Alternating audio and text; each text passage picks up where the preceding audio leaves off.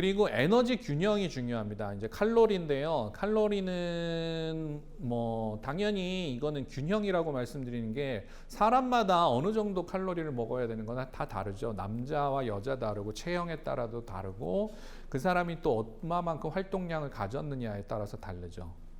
그런데 이제 그런 측면에서 에너지 균형을 맞추는 것이 되게 건강에 중요하고, 이것은 에너지 균형이 깨진다는 것은 또 자연을 과잉 착취하는 것이기 때문에 자연의 지속 가능성을 위해서도 에너지 균형을 맞추려고 노력하는 것이 중요합니다. 에너지 균형을 그럼 어떻게 아느냐?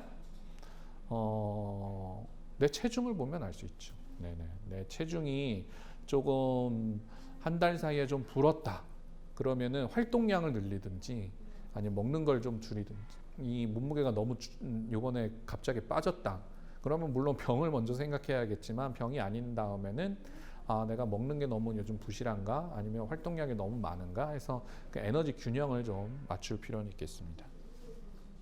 그 다음에 이거는 뭐 두말할 나위 없이 아무리 건강하고 지속 가능한 먹거리라도 상하면 또는 농약에 중독되면, 중금속에 중독되면, 환경 호르몬에 중독되면 그건 더 이상 건강한 먹거리는 아니죠.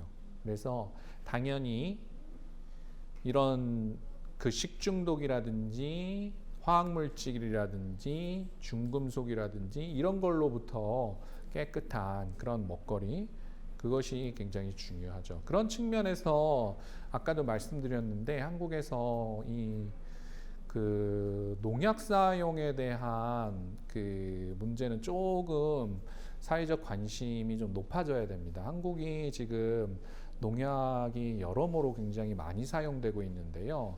그 부분들이 워낙에 사실은 그 학자들이 그렇게 또 주장하기도 해, 농약을 연구하는 학자들이 그렇게 주장해서 그렇기도 한데, 농약은 안전하다, 농약은 먹어도 건강에 상관없다, 이런 얘기들을 많이 하세요. 그래가지고 실제 농약이 문제가 없다고 많이 생각하시는 분들도 굉장히 많은데 그렇지는 않습니다. 의학적으로 봤을 때 농약은 완전 독약 뭐 이런 거는 아니에요. 독약 이런 거는 아니고, 농약 조금 먹었다고 해서 내가 뭐 당장 뭐 배탈이 나거나 해가 나거나 이런 건 아니에요. 그리고 우리가 잘 씻으면 아주 극미량의 농약만 남아있기 때문에 그거 자체가 당장 문제를 일으키는 건 아닌데, 그게 쌓이잖아요. 농약은 몸에 좀 쌓이는 측면이 있고 잘 배출되지 않고 그런 측면이 있기 때문에 아주 미량이라도 오랜 동안 계속 먹으면 그게 만성 영양이라는 게 있을 수 있거든요. 그리고 만성 영양이 있다라는 과학적 연구 결과들도 많이 있기 때문에 농약은 또 건강 측면에서뿐만 아니라 환경 측면에서도 토양을 침식시키고 온실가스를 배출하는 데도 굉장히 중요한 주범이기 때문에 농약을 덜 쓰는 방식으로 농업을 하는 이런 것에 대한 관심이 좀 증가해야 되는데, 외국에는 지금 그게 지금 굉장히 지금 빠르게, 그래서 농약 안 쓰기가 주된 그런 트렌드로 가고 있는데 한국은 지금 좀 늦습니다. 그 부분 좀 안타까운데, 우리가 진짜 식품 안전이나 이런 거에 관심이 있는 시민들이라면 농약 문제에 대해서 조금 적극적으로 관심을 가지고 발언을 해주시면 좋을 것 같아요. 그 다음에 아까 말씀드렸지만 개인의 건강, 집단의 건강, 사회의 건강도 중요하지만 지금 우리가 처해 있는 또 중요한 이것도 건강 문제 중에 하나인데, 기후위기. 기후위기 문제를 해결하지 않으면 우리가 단숨에 멸종할 수도 있잖아요. 지금은 이제 몇 년 전부터 한국에서도 이 문제에 대한 심각성이 대중적 관심을 얻고 있는데요. 아무리 좋은 먹거리라도 지속 가능하지 않으면, 그리고 지구에 온실가스를 계속 배출하는 먹거리라면 그 먹거리는 이제 저희가 이제 그만 먹어야 될 그러한 필요가 있습니다. 그래서 온실가스 배출이라든지 생물 다양성이라든지 아니면 물과 토지, 뭐 수질 이런 것들을 오염을 덜 시키는 그런 먹거리, 먹거리 자체가 그런 걸 오염시키는 게 아니라 그 먹거리를 생산하고 유통하기 위한 과정에서 이런 것들이 사실 손상되는 거잖아요. 그래서 어쩔 수 없이 그런 손상을 일으키면서 생산될 수밖에 없는 먹거리는 이제 좀 덜 먹어야 된다라는 말씀을 드리고 싶고, 그게 마찬가지죠. 몇 년 전부터 지금 굉장히 문제가 되는 게 상어, 또 참치, 이런 게 지금 멸종 위기에 있다 그러잖아요. 바다의 어류들은 뭐 새끼도 엄청나게 많이 넣기 때문에 수자원이 고갈된다는 거는 과거에는 상상할 수 없는 일이었습니다. 사실은 아무리 먹어도 금방금방 생기는 게 수자원이었거든요. 그런데 기후 변화가 하나고, 두 번째는 무분별한 어획으로 인해서 특정한 어류의 경우에는 이제 멸종 위기에 처해 있습니다. 대표적인 게 뭐 우리나라는 고래는 안 먹으니까 고래도 그렇고 상어, 또 참치, 이런 것들이 지금 멸종 위기에 있다고 하잖아요. 상어는 샥스핀을 만들기 위해서, 상어는 고기를 다 먹지도 않아요. 다큐멘터리 같은데 동물권 애호하시는 분들 그거 맨날 보시면 아시겠지만, 어부들이 잡아서 지느러미만 싹 자르고 그냥 물에다 버리잖아요. 그냥 몸통은 물에다가 버려요. 왜냐하면 몸통 가져다가 봤자 그걸 사는 사람이 없거든. 상어 고기는 뭐 이렇게 누가 사서 먹지를 않으니까 그거 배에다 가져가 봤자 무게만 더 나가고, 무게 더 나가면 연료만 더 되기 때문에 그 상어잡이 하시는 분들이 상어 잡으면 지느러미만 싹 잘라서 빼고 피 철철 흐르는 상태로 그냥 그 바다에다 버려버리잖아요. 그런 식으로 상어가 엄청나게 어획이 되고 있고, 참치도 마찬가지예요. 참치도 사실은 엄청나게 많은 사실 수자원을 가진데, 사람이 얼마나 먹었으면 참치도 이제는 고갈 위기에 있다고 해요. 제가 이렇게 웃으면서 얘기해야 될 상황이 아닌데 죄송합니다. 그게 굉장히 수자원조차도 이렇게 사실 고갈 위기에 있을 정도면, 사실은 지금 이 먹거리 때문에, 인간의 먹거리 때문에 생물이나 식물 중에 이 멸종 위기에 처한 게 한두 가지가 아니에요. 네. 그래서 사실은 가장 대표적인 게, 다큐멘터리에 요즘도 많이 나오지만 그 인도네시아 같은데 밀림 지역을 오랑우탄이 많이 사는데, 오랑우탄 사는 그 지역이 팜유를 생산하는 팜을 키우기 위해서 그 밀림을 싹 그냥 다 없애버렸다는 거 아니에요. 팜나무를 그냥 다 키운 거죠. 팜유를 생산하기 위해서. 오랑우탄은 다 멸종 위기에 처하는 거예요. 자기가 살 집이 없어지니까. 이런 먹거리 때문에, 인간의 먹거리 때문에 생물 다양성이 훼손되는 경우도 굉장히 많은데, 이렇게 생산되는 먹거리는 이제 그만 먹어야 됩니다. 대표적으로 팜유, 이런 거 이제 팜유는 건강에도 그렇게 좋지는 않는 기름 종류거든요. 그래서 기름 같은 경우에 식물성 기름을 다른 걸로 대체하는, 그래서 주변 로컬에서 잘 생산되는 그런 기름 종류로. 그리고 팜유는 사실은 이 대부분 가공식품에 들어가는 기름이거든요. 가공식품을 만들기 위해서 그렇게 대규모 사실 산림 벌채와 농작이 이루어지는 것인데, 사실 이 가공식품을 줄이면 이 문제도 해결될 수가 있습니다. 그 다음에 이제 항생제나 성장 호르몬, 이런 것들을 이제 덜 쓰는 먹거리 체계로 또 가야 되는 거죠. 항생제나 성장 호르몬을 많이 쓰는 것은 이제 어류나 아니면 가축류, 이런 거를 쓸 때 여러 가지 병에 걸리기도 하고, 또 빨리 키워가지고 빨리 잡아먹어야 되니까 빨리 키우기 위해서 성장 호르몬 투여하고, 병이 많이 쓰니까 항생제 막 이런 거 많이 쓰는데, 이런 것들은 지구에도 그렇고 인간에게도 그렇고 치명적인 영향을 미칩니다. 항생제를 많이 쓰게 되면요, 동물에게 항생제를 많이 쓰게 되면 사람에게 오는 그 박테리아에도 내성이 생겼어요. 사람에게 더 이상 항생제가 듣지 않게 됩니다. 흔히 말해서 그 항생제 내성균이 굉장히 많이 생기게 되죠. 이걸 요즘에는 다운표 쳐서 언론에서는 슈퍼박테리아, 그러니까 어떤 항생제도 듣지 않는 엄청난 강한 균인데, 얘네들이 생긴 이유가 항생제를 너무 많이 쓰니까 균의 특성은 처음에 항생제를 맞으면 균이 죽지만 그걸 자꾸 맞다 보면 내성이 생겨서 그걸 이겨낼 수 있는 힘을 자신이 개발해내요, 세균들이. 그래서 항생제를 많이 쓰게 되면 그만큼 균들이 그 항생제를 이겨낼 수 있는 힘을 자기들이 많이 가져서 다음부터는 그 항생제를 써도 안 듣게 되는 거죠. 그래서 항생제는 늘 필요할 때 적당량, 최소량만 쓰는 게 되게 중요한데, 이 동물한테 항생제를 이렇게 많이 써버리면 이제 더 이상 사람이 세균과 관련된 병에 걸렸을 때 쓸 항생제가 없어져 버리는 거예요. 그러면은 지금은 코로나 바이러스는 뭐 이 백신도 없고 치료제가 없어서 지금 굉장히 큰 문제인데, 그나마 세균은 이 항생제가 슈퍼박테리아처럼 항생제가 안 듣는 일부 세균 빼고는 항생제 덕분에 우리가 살아가고 있는데, 사실 세균으로 인한 감염병 문제 굉장히 많거든요. 사람들 맨날 세균 때문에 병에 걸려서 사는데 뭐 엄청나게 병의 종류도 많죠. 근데 항생제가 더 이상 이제 안 듣는다? 그러면 진짜 이거는 멸망 시나리오입니다. 멸망 시나리오. 과장이 아니라 멸망 시나리오. 그 감염병 감당할 수가 없습니다. 그렇게 되지 않기 위해서는 항생제를 적게 써야 되고요. 무엇보다도 가축한테 항생제를 이제 안 써야 돼요. 가축한테 항생제를 안 쓰고 어떻게 키우느냐? 넓게 키우면 돼요. 흔히 말해서 공장식 축산이 문제죠. 다닥다닥 붙여서 키우려면 항생제를 안 쓸 수 없어요. 어류도 다닥다닥 양식하는 경우에 어류한테 항생제 안 쓸 수 없거든요. 병이 걸리니까.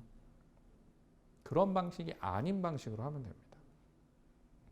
성장 호르몬 막 키워가지고 억지로 약물 써서 키워가지고 까지 축산을 해야 되는 이유가 뭐겠어요? 세계의 육류 요구량이 너무 많아져서 그런 거죠.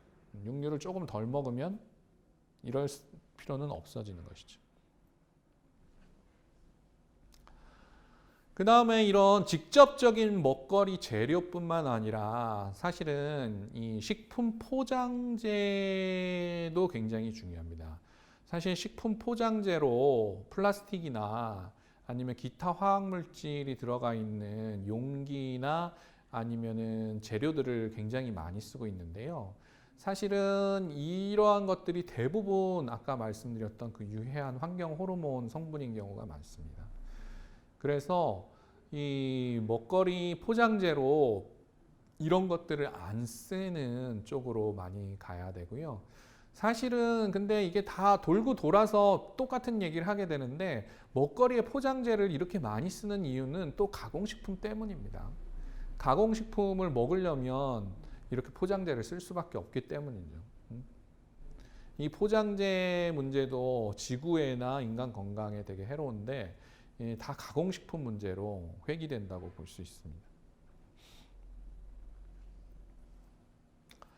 그 다음에 음식 남김이나 음식 쓰레기 문제도 되게 심각하죠. 지금 뭐 사실은 이 전 지구적 윤리적 측면에서 봐서도 지금 보장 파트에서 얘기가 나오겠지만 전 인류의 아주 많은 수의 다수는 이 먹거리가 없어서 기아 때문에 죽고 있는데, 지구의 또 어떤 편에서는 음식물이 막 남아서 막 다 땅에 묻고 바다에 버리고 막 이러고 있어요.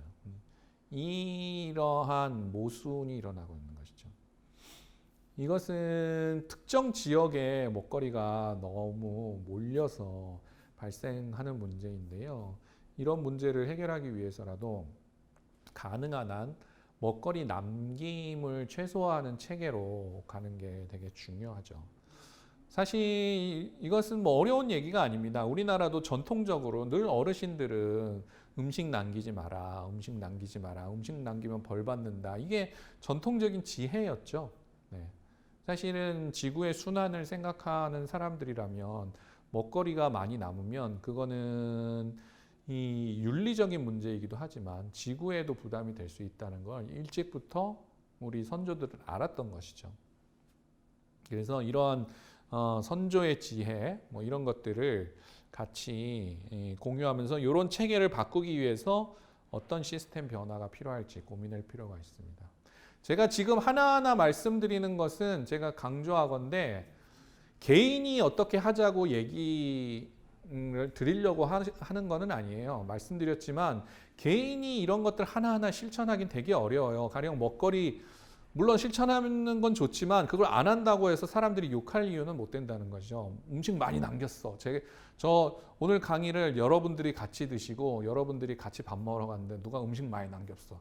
야 오늘 그 먹거리 남기는 문제 그렇게 지구에도 해롭고 비윤리적이라 그러는데 너 이렇게 많이 남겨? 이렇게 개인을 욕할 문제는 아니라는 거예요. 네. 제가 계속 앞으로도 강조드릴 건데 먹거리 문제는 개인의 문제가 아니에요. 이런 거를 여러분들에게 알려드리는 이유는 이게 좋고 이건 나쁘니까 여러분들이 집에 가서 이런 걸 실천하려고 노력해 보세요. 이런 메시지를 드리려고 하는 건 아니에요. 그런 혼란이 오실 수 있는데 그게 아니라 이거 좋고 이런 건 나쁜데 이런 좋고 나쁜 것들을 우리가 같이 뭐 윤리적인 결단이라든지 뭐 아니면 그렇게 안 하는 사람도 욕하고 뭐 이런 게 아니라 같이 우리가 힘들이지도 않아도 되게 집단적으로 바꾸기 위해서는 어떻게 할까? 이 얘기를 드리고 싶은 거지. 먹거리, 좋은 먹거리, 나쁜 먹거리 이런 얘기하면 그런 오류에 빠지기 쉬워요. 저는 다시 한번 강조하지만 개인들에게 뭐라고 하는 거는 옳지 않다고 생각해요. 개인들은 그럴 수 있는 여력도 없고 그럴 수 있는 의지가 있더라도 그렇게 하기가 힘듭니다. 그런 측면에서 이 먹거리는 사회문화적인 것이고 사회문화적인 것을 재구축해야 되는 것이에요. 먹거리 측면에서 이건 좋은 먹거리라고 해서 막 수입해다가 열대과일이 건강에 좋대. 열대과일에 뭐 비타민도 많고 수분도 많아서 과일은 역시 열대과일이 으뜸이야. 막 열대과일을 수입해서 막 그건 아니라는 거죠. 한국에서 나는 과일 중에서 더 좋은 과일이 많은 거예요. 한국의 풍토나 이런 데서. 로컬 그리고 조리 방식 이런 부분에 있어서도 어떤 조리 방식은 좀 건강에 해롭고 어떤 조리 방식은 건강에 덜 해롭고 그런데 이런 부분도 사실은 그 나라에서 긴 역사 동안에 이 체화된 어떤 거잖아요. 근데 그 체화된 거라도 진짜 고쳐야 될 게 있으면 고치지만 그렇게 나쁘지 않은 거라면 그것들을 약간 수정 변형하는 차원에서 하는 것이 좋다는 것이죠. 가령 태운 음식 막 이렇게 굽다가 태운 음식은 건강에 해롭다. 그러니까 좀 덜 태우는 방식으로 굽게 만들어야지. 굽는 음식은 다 안 돼. 뭐 이런 방식은 아니에요. 한국에 굽는 문화가 있는데 그 굽는 문화를 아예 하지 말라. 이 문화적인 것조차 못하게 하면 그거는 먹거리 파시즘. 제가 용어를 하냐면 먹거리만이 중요하다. 먹거리만이 중요하다라고 생각해요. 세상의 모든 것들은 다 가치가 있고 그 가치가 어울려서 하나의 중요한 것들을 하는 거지 뭐 하나만이 중요하다 이런 게 아니잖아요. 사회문화적인 존중을 하고 그 다음에 아까도 얘기했지만은 뭐가 좋은지 뭐가 나쁜지는 알아도 그 사람이 처해 있는 사회경제적 조건 뭐 이런 것 때문에 그 실천하기 힘든 사람도 많은데 그런 사람들을 나무라는 게 아니라 그런 사람들하고 함께 같이 그 장벽을 해소하기 위한 실천 이런 것들을 우리가 해야 된다는 것이죠. 그런 측면에서 이게 되게 중요합니다. 이제 가용성, 접근성, 수용성 말로 이렇게 얘기했지만 아무리 좋은 거라도 비싸면 안 되는 거예요. 싸게 공급할 수 있는 이런 좋은 먹거리들을 싸게 유기농 좋은 줄 알죠. 비싼데 누가 먹을 수 있겠어요. 유기농 농약 안 친 채소와 야채를 싸게 공급할 수 있는 방법을 마련해야 돼요. 그리고 어떤 거는 희소 가치 때문에 비싸지는 것들 있잖아요. 그런 것들은 많이 생산할 수 있도록 만들어야죠. 그리고 수용성 측면에서는 이제 수용성은 이제 사회 문화적인 것인데 아무리 건강에 좋고 아무리 지구에 좋다고 해도 우리 문화적 조건에서는 그거에 대한 거부감이 너무 큰데 그런 걸 억지로 이거 건강에 좋으니까 뭐 지구에 좋으니까 이거 억지로 해봅시다 이렇게 할 수 있는 거는 아니라는 거죠. 그래서 수용성, 접근성, 가용성 이런 것들을 다 고려한 체계가 또 건강한 먹거리다라는 얘기를 드리고 싶고 마지막인데요. 젠더 관점도 굉장히 중요합니다. 왜냐하면 전통적으로 이 먹거리를 생산하고 먹거리를 조리하고 또 먹거리를 먹기 좋게 만드는 이러한 모든 것들에 전통적으로 여성 노동이 굉장히 착취받아온 것이 사실입니다. 한국에서는 상대적으로 그렇지 않지만 제3세계나 이런 데 가면 여성 농민이 굉장히 많아요. 왜냐하면 농업이 굉장히 힘든 일이다 보니까 남자들은 다 안 하고 여성들에게 다 시키는 거죠. 그리고 조리 과정이나 뭐 이런 것들을 여성이 다 감당하고 그 다음에 음식물 쓰레기 치우고 막 이런 것도 다 감당하고 이런 거는 뭐 너무나 잘 알려져 있는 사실이죠. 그래서 우리가 앞으로 바꿀 체계가 이렇게 여성들에게만 그 먹거리와 관련된 노동의 책임을 과도하게 부담시키는 체계를 조금 평등하게 만드는 쪽으로 가야 되는 것이죠. 그래서 우리가 아무리 건강 먹거리가 중요하다고 하더라도 그것을 조달해서 먹는 과정에서 지금보다 더 여성 노동이 더 많이 필요한 이런 거는 그러니까 바람직하지 않다라는 것들이에요. 이런 것까지 고려해서 건강하고 지속 가능한 먹거리 그런 시스템을 만들기 위해서 노력해야 됩니다. 굉장히 많죠. 고려해야 될 게. 그래서 다시 한번 강조하지만 이건 개인이 실천할 문제가 아니라 이런 것이 좋다라는 공감대를 확산시켜서 개인이 아무런 노력이나 장벽 없이도 이런 먹거리를 아주 편하고 값싸고 쉽게 먹을 수 있게 환경을 바꿔야 되는 것이죠. 그러자고 우리가 이 교육을 하는 것입니다.